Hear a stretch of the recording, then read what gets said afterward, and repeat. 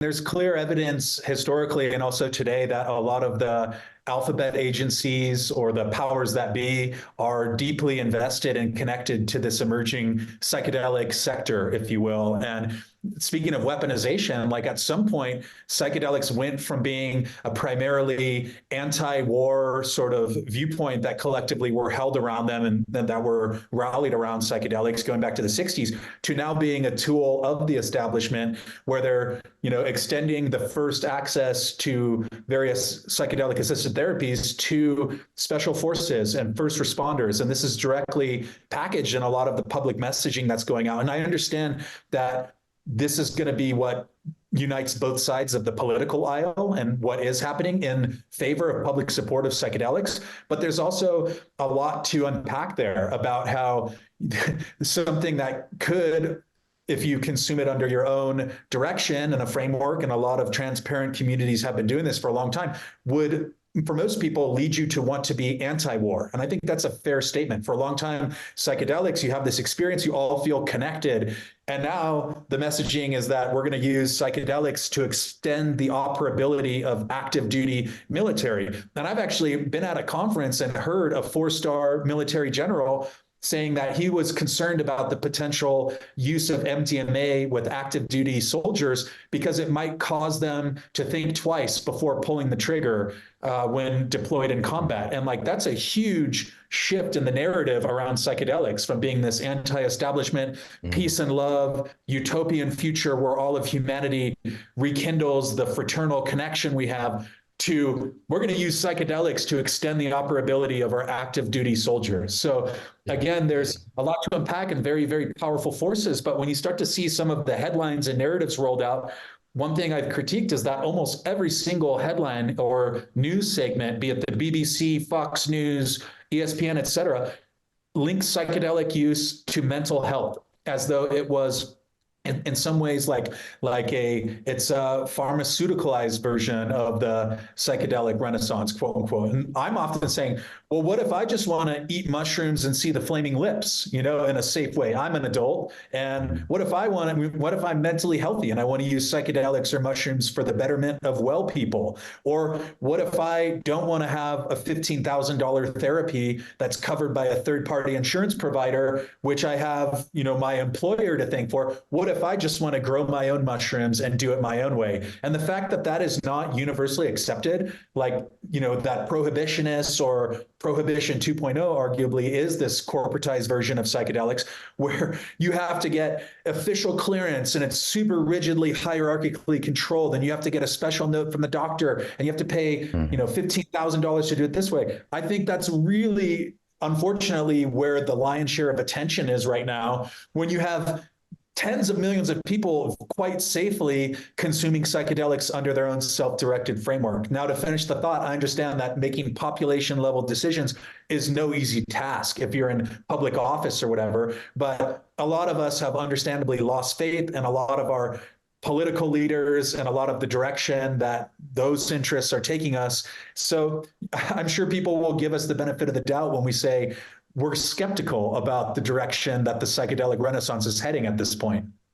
100%, 100%. I mean, what I was thinking through that was the pact between the CIA and Sandoz for 23 years, in which things like Operation Midnight, Operation, what the fuck was it? Something Climax, and all of these other different operations were done where members of the American citizens were drugged against their will by the CIA. There was obviously a whole series of experiments they did, which you could argue allegedly led to Ted Kaczynski and the Unabomber.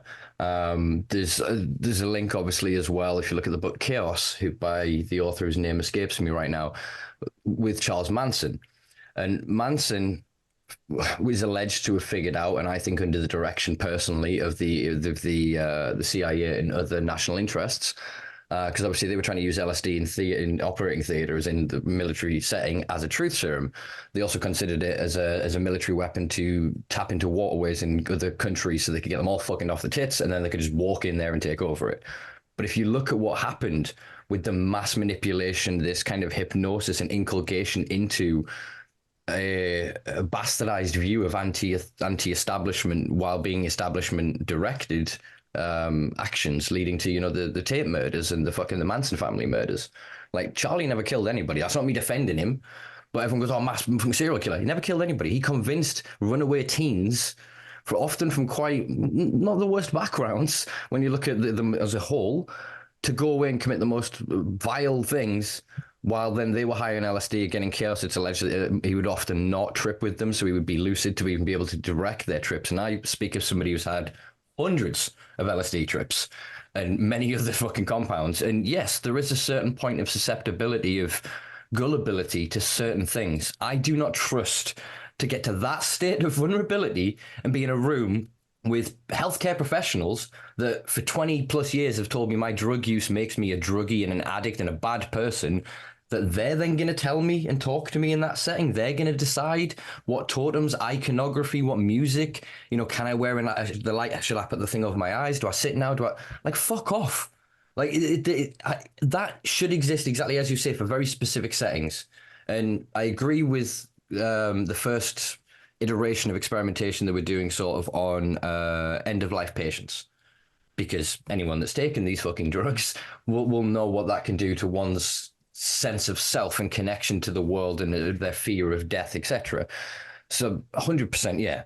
But then to pathologize any other form of access, no. You should go, okay, it helps them. And then, as you say, work backwards. All right, what happens when we do it to healthy people? All right, cool. What happens when we do it to people that are unwell? Because that's the other thing that they really don't want to talk about. They're going, oh, yeah, it helps with depression and anxiety and PTSD.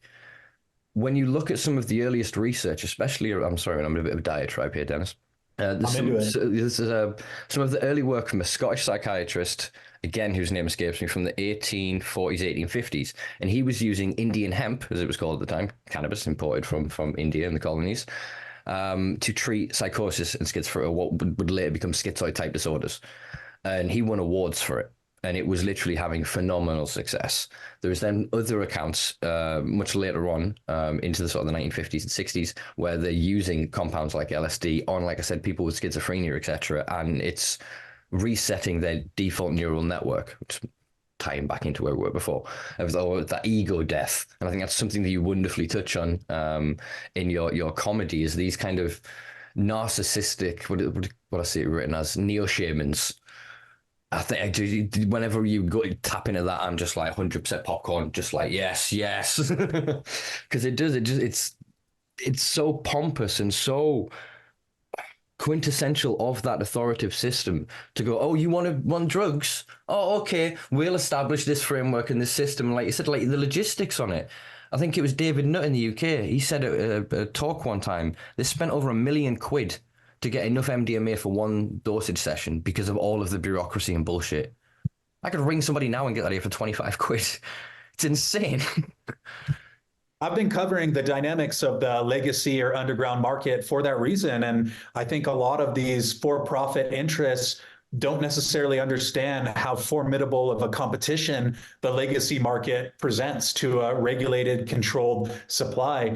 And I'm very much in favor of diplomacy, because I recognize that my way of viewing the world and, my kinfolk, like it's that old elephant allegory, right? Where I'm touching the trunk of the elephant, somebody else is touching the tail, other people are touching the sides, and everybody thinks they've got the complete picture. So I view this kind of confluence of factors of the corporate psychedelic mainstreaming with the military and Department of Defense, et cetera, and their aspirations and plans with the underground, all of them kind of butting heads together. I think that's where humor really becomes its own reward, honestly. And that's where I've landed at this point, as much as possible, just trying to recognize that the freedom to create satire and to have an audience that appreciates it, that's enough of a reward right there. Like, I don't need to think too much about like, what is this going to get me in the future? Where is this going to take me? Like, when I hit a bullseye on a really nice skit that makes me laugh and people appreciate,